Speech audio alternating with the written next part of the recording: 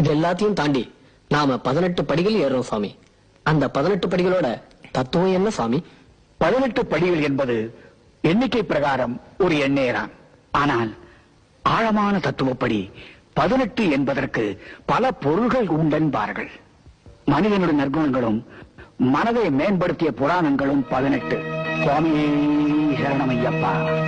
ஆத்மார்த்தமான மனிதனை உன்னதமான சிகரத்துக்கு உயர்த்தும் பகவத்கீதையின் அத்தியாயங்கள் 18.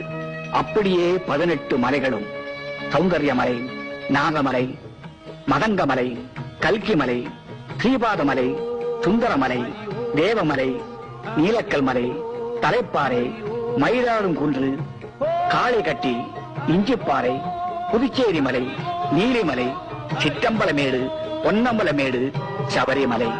இந்த 18 மலைகளில் இருப்பவனே அந்த சபரிகிரிவாசன் ஹரிகரசுதன் ஸ்ரீ ஐயப்பன்.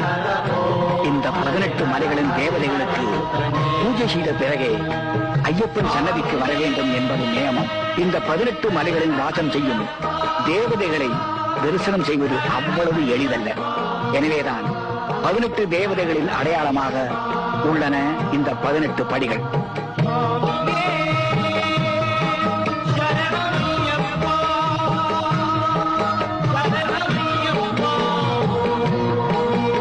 இந்த படிகளை பூசித்து ஏறுவது ஆத்மார்த்த பக்தியின் மகா சாதனையாகும்.